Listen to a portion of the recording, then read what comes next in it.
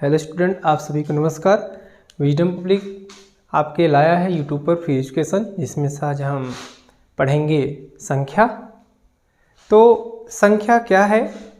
संख्या का यूज हम गिनने, नापने और नामकरण करने के लिए किया जाता है।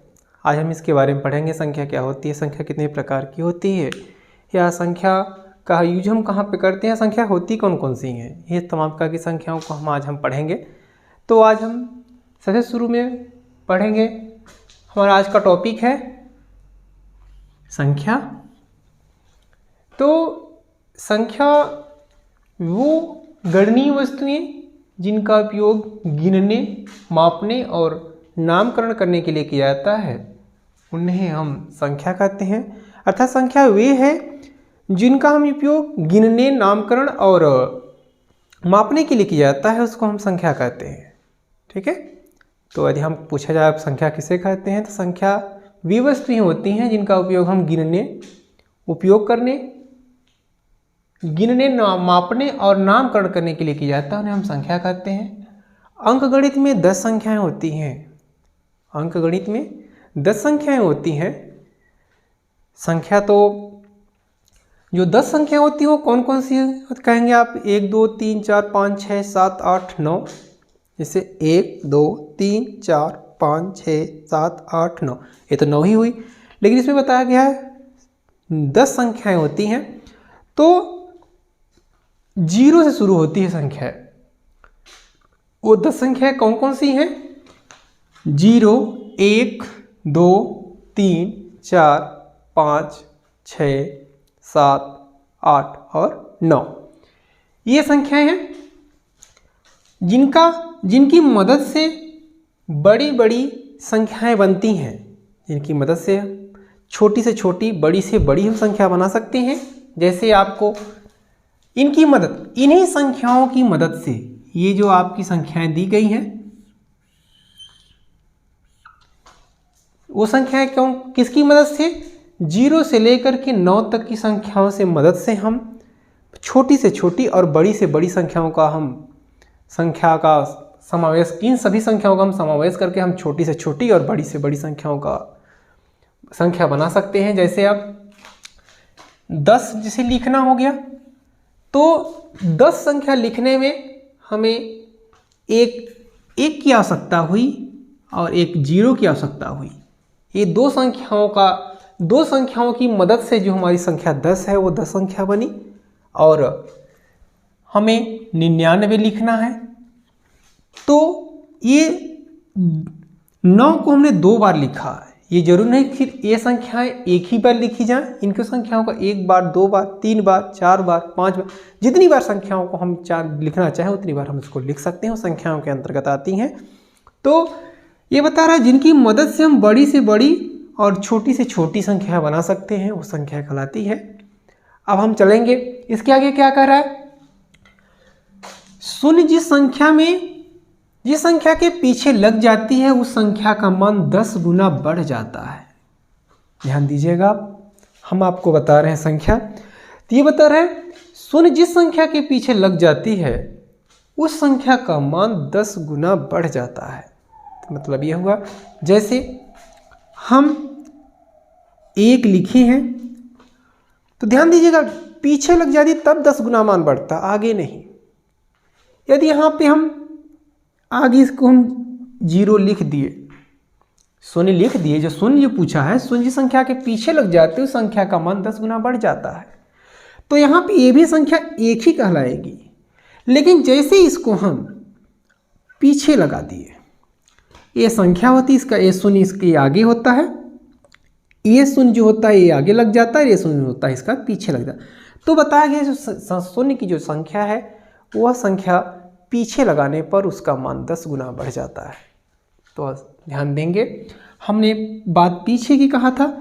तो ये जब संख्या को हम 0 हमने आगे जब लगा रखा था या लगाया, तो इसका मान में कोई परिवर्तन नहीं हुआ।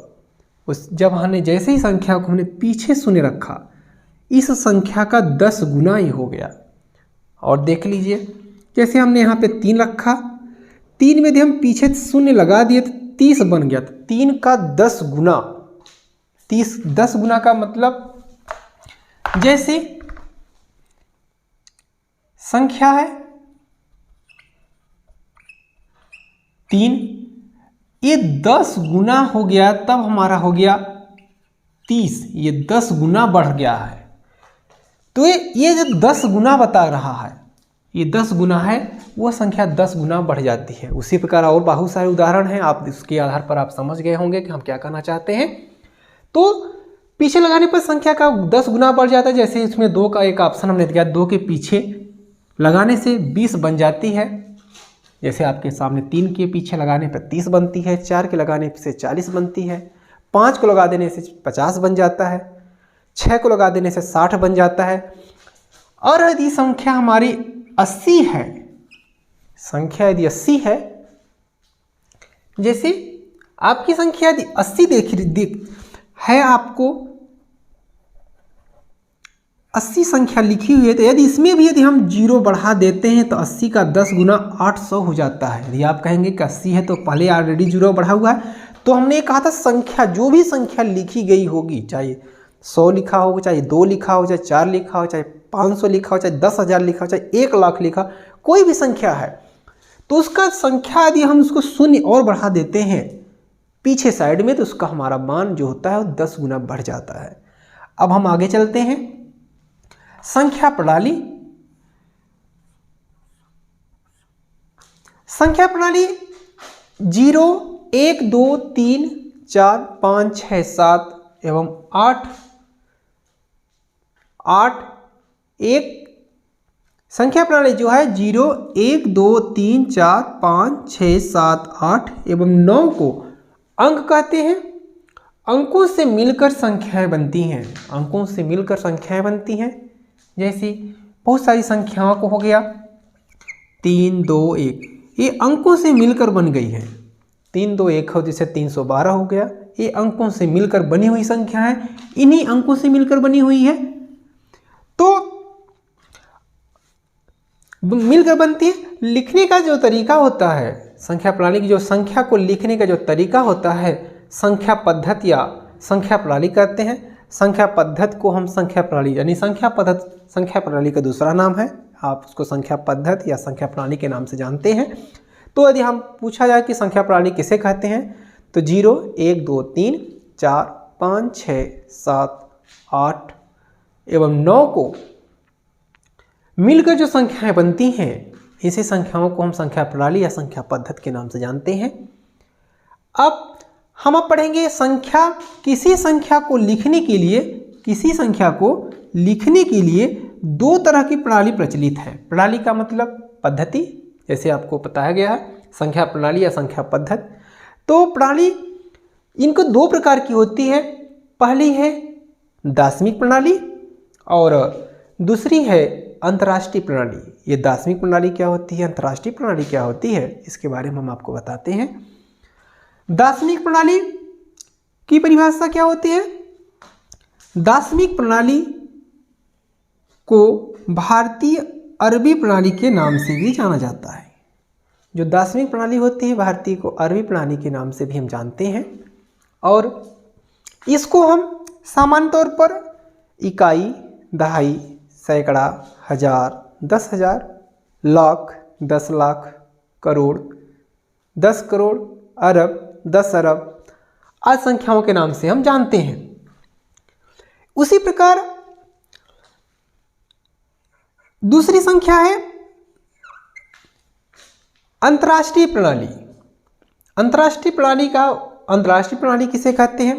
अंतर्राष्ट्रीय प्रणाली का तात्पर्य होता है अंतर्राष्ट्रीय स्तर पर, जिसको हम सब जानते हैं।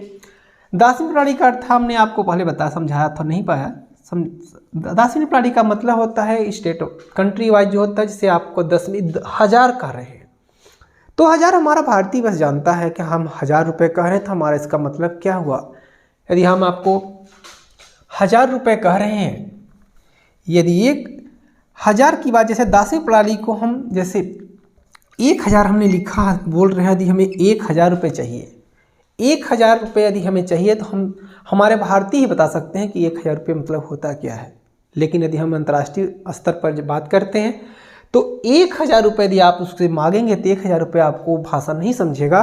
आपको 1000 रुपये के लिए ये जो 1000 रुपये जो हमारी अंतर्राष्ट्रीय प्रणाली में जिसको कहते हैं 1000 रुपये, 1000 रुपये तक 1000 तक ठीक है। यदि हमें 1 लाख रुपए हो गया, 1 लाख,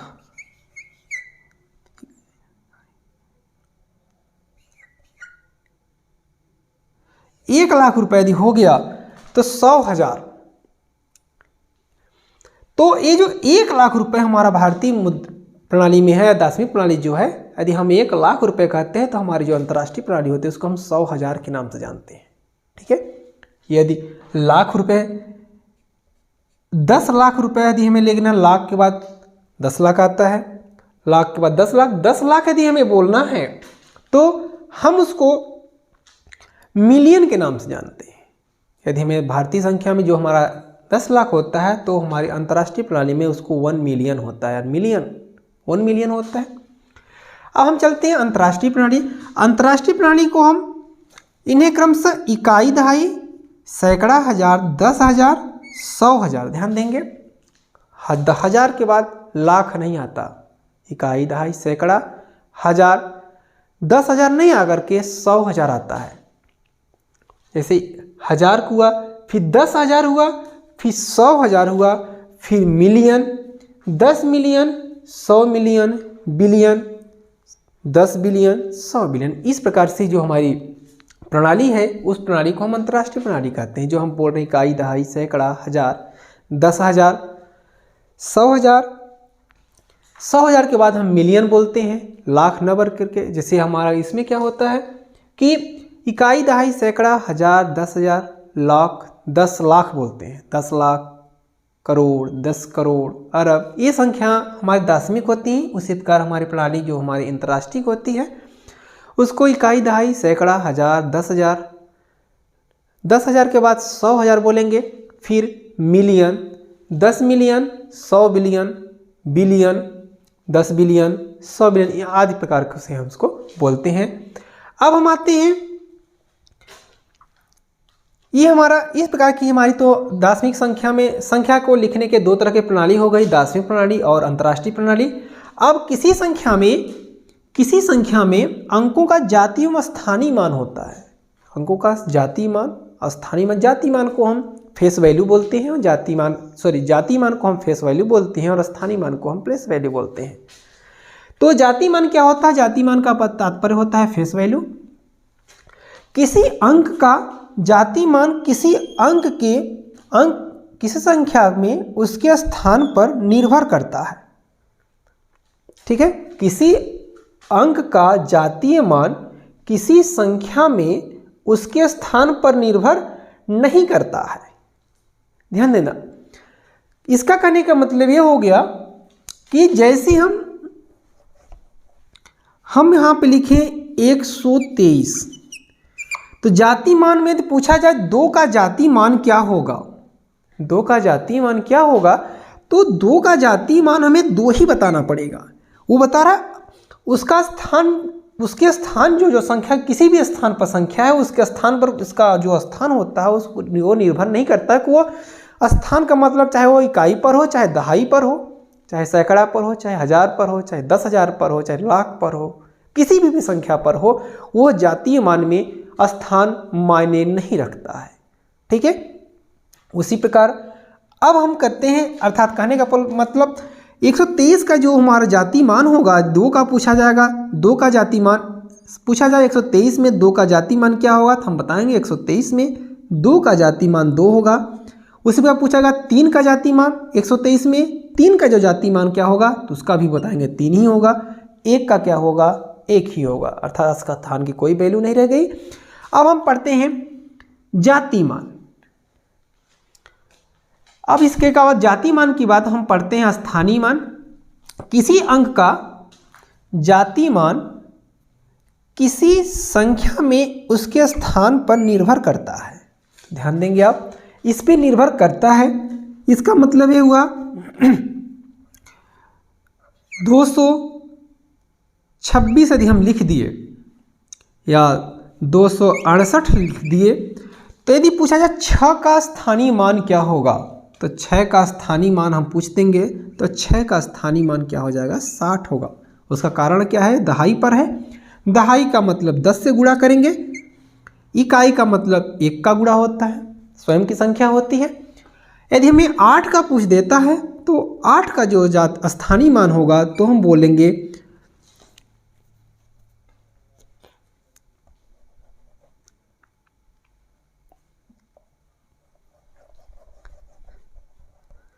268। 8 जो होता है इकाई पर है, 8 का स्थानीय मान 8 ही होगा। 6 का स्थानीय मान 60 होगा। और 2 का जो होगा, ये जो 2 संख्या है वो हमारे सैकड़े पर है, हम इसको 8 को इकाई बोलेंगे, 6 को दहाई बोलेंगे और 2 को हम सैकड़ा बोलेंगे। तो 2 का स्थानीय मान क्या हो जाएगा, 200 हो जाएगा, क्योंकि सैकड़े में जो सैकड़ा को हम 100 कहते हैं, तो 2 में यदि हम 100 का गुणा कर देते हैं तो हमारा वो 200 संख्या बन जाती है, अर्थात स्थान पर ये मायने रखता है। इसी प्रकार अब हम अगली वीडियो में अब हम क्या करेंगे, ये जो स्थानीय मान और जाति मान हुए, अब हम अगली वीडियो में आपको बताएंगे संख्याएं कितनी प्रकार की होती हैं और संख्या का कौन कौन संख्या होती हैं उदाहरणों सहित। तो आप लोग इस वीडियो को लाइक, सब्सक्राइब और बच्चों को अधिक से अधिक